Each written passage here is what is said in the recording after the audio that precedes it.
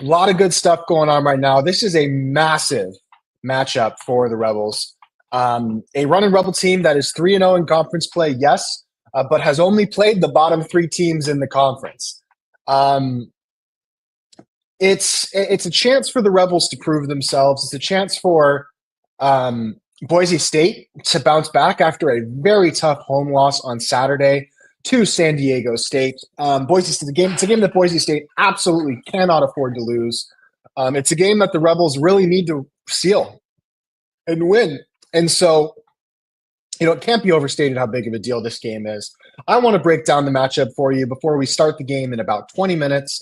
It's going to be a pretty short show today. I think I'll go live right after the game as well, just to kind of break down what happened. Want to keep you guys updated and the coverage good. So let's jump into KenPom and look at some numbers regarding this matchup. So let's bring together, share screen, and let's go to Boise. Woo, here we are. So this is KenPom. Everybody knows this is my favorite software, or I guess my favorite program that can tell you all about a matchup and about a game that's coming up. Right now, KenPom has this as a Boise victory, 75-68. So KenPom sees Boise winning this one in a somewhat close but comfortable win. I think that's probably pretty accurate. I think that's a fair prediction. The line, I believe, is 6.5 right now. If anybody has an updated line, go ahead and put that in the comments. But am I not being heard? Is everybody hearing me? Am I having audio issues, guys? I don't think I'm having audio issues. All right, so I'm going to assume. Okay, yeah, my mom says she can't hear me. My apologies for that. So it's 8.5 right now. I thought it was 6.5. So thank you, Reno Hater. 8.5 is thank you, Pat Killer. Everybody, make sure you're following these two. Some of the best burners that we have here. So 8.5, that's about right. KenPom has it at 7. Diving into kind of the specific numbers, I guess maybe I can zoom in on this. So KenPom has the UNLV offense as a top 100 crew, in the high 80s, and the Boise State defense as a top 100. So it's a matchup of similar offenses and defenses. Of a good offense versus a good defense in Boise State and UNLV. But where Boise State has the advantage is their offense has been pretty excellent this year, ranking 57th. They're quite good they're good at just getting efficient shots. The UNLV defense, they're very good. If you see, they actually are top 60 in offensive rebounding rate. UNLV all the way down to 321st. So UNLV, one of the bottom 40 teams in the country in terms of offensive rebounding rate. That's been a massive issue. This 4 factors are basically four statistical categories that you can look at that will tell you kind of how good a team is versus another team. So for the Rebels, we're pretty good in every fact. I mean, we don't have a great free throw rate. We're okay in turnover percentage. We're pretty good in effective field goal percentage. Our weaknesses is our offensive rebounding rate. We don't get very many offensive boards, and just overall in terms of as a rebounding team in general, we really do struggle. Boise State, they're pretty balanced.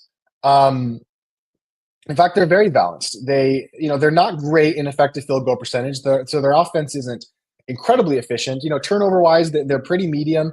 But where they do excel is getting to the free throw line and securing offensive boards. So what can the Rebels do to win this game? Step number 1 is, Boise State is going to get a bunch of offensive rebounds against us. That's not, there's nothing we can do to change that. What we can do is try and limit that as much as possible. Now, what does that look like? You don't want to you don't want to give up 25 offensive rebounds. You want to keep it, low teens. If you can only give Boise State 4 or 5, 5 to 15 in that range, extra possessions, anything above like 15 is going to be really tough. I'd say like 12, 11, that's kind of the number you should be shooting for. Not foul. That's step number 2. Boise State, very good from the free throw line. very efficient, and they're good at drawing contact. Dagenhart, he's an incredible player. He's good at getting contact in the paint. Boise State is going to be without a key player, so I want to make sure. I think it's Meadow is the guy that's missing for Boise State. So I just want to make sure that. Okay, so it's sorry, my apologies. It's RJ Keene. Keene, one of their starters, good player. He won't be in the game, so that should help UNLV. Obviously, we're down, guys like Robert Whaley and Jace Whiting. But looking at this matchup, it looks like a win for Boise State. The computer, there's a reason the computer has UNLV as a 7-point underdog, and why the Vegas lines have them as a 7-point underdog as well. So in terms of our offense, I think it's important that the team be quick to adjust to new scenarios that are put in front of them. What I mean by that, UNLV's offense can be incredibly efficient when you have guys like Jalen Bedford and Julian Rishwain, and when you have Jaden Henley, using his ball handling skills to get up and down the court, and DJ's acting as a facilitator. That can be a really fun offense. We've seen that offense. You saw that against San Jose State. You saw that against Fresno State. You saw that really good against Air Force. And when the offense is humming like that, you have to, kind of ride it. You have to allow your guys to get quick shots. You have to allow your guys to pull from three. You have to allow your guys to attack quickly in transition. Now, Boise State's too good of a team. They're not going to let UNLV play loosey-goosey the whole time. They're going to try and slow down the game, bog down the game. They're not a super fast team. And they're going to try and kind of bog UNLV's offense down. When that happens, it is DJ time. It is time to, put 4 people on the end line, essentially 2 people in the corner, 2 people on the baseline, and let DJ go to work. Don't try and push your offensive stuff, your complex offensive stuff too long. It's going to be pretty apparent when Boise State has kind of cracked UNLV's offense. Do not be afraid to allow DJ to, run downhill, to allow DJ to ISO, to allow DJ to get into the paint. Don't be afraid to do that. The other thing that I would say is I think you're going to need some Jacob Barnaby minutes or Pop and DI minutes. Tell your guys to go out there and rebound. Tell your guys to go out there and play good defense. Because Bear Cherry, this is a massive game for Bear Cherry. His rebounding and defense has been subpar over the last month, especially. Now, again, like I've always said, not all of that is his fault. He's been dealing with injuries. However, Bear Cherry has to play big. He's the Bear for a reason. He's the big guy in the paint. He's 6'10", 300 pounds. He has to play like it. If his offensive game isn't working, you need him to play defense. Bear's an offensive-minded player, but tonight he has to be a well-rounded player for the Rebels to have a chance. Because the biggest question on this Rebel team and this Rebel defense is who's guarding Tyson Dagenhart. In case you don't know, Boise State's best player is Tyson Dagenhart. He's a 4-year player, 6'8" forward, been around for forever. Really, actually, I really like him as a player. Seems like a classy guy. But who's going to guard Tyson Dagenhart? We really don't know. I'm sure that Bear Cherry is going to take his time on him. I'm sure that Pop is going to take time guarding him as well. But Bear can't afford to get into foul trouble. He's got to play straight up, good, disciplined defense.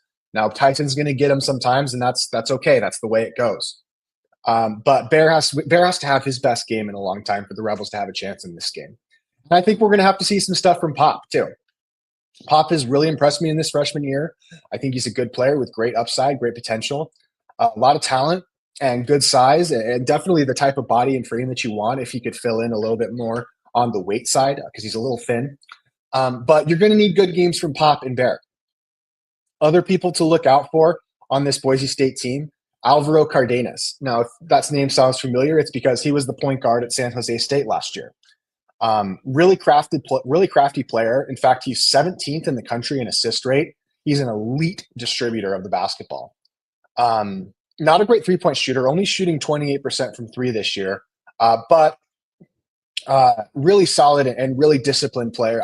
The kind of guy that I'd love to have play for the Rebels, actually. So it's going to be a big task for guys like DJ and Brooklyn Hicks. I'd stick Brooklyn Hicks on him personally because I think Brooklyn has the athleticism and the energy to guard a guy like that. But he's not an elite athlete and he's not a great shooter. Now, obviously, he can shoot. He shot better last year at San Jose State than he is this year. But it's going to be a task. It's going to be a big task to try and shut down Cardenas. And the last guy, certainly but not least, Omar Stanley. Now, Omar Stanley is not having an amazing year, but last year he was incredible for Boise State. He's a big 6'8" kind of forward, really solid player. Only shooting about 20% from three this year, but he's got a great free throw rate. Again, his assist rate's pretty solid, and he's a really solid defensive rebounder as well. So shutting down those three players, that's going to be the key. It's all about Degenhart, Cardenas, and Omar Stanley. And I'm really interested to see how the Runnin' Rebels decide to attack defensively this Boise State team. What's my prediction for this game? Because I want to keep it pretty short. I know everybody's just about to start watching the game. But what's my prediction for the game? I think the Rebels are going to win, in my opinion, one of these two road games this week. They have this game in Boise, and then they have the game on Saturday in Colorado.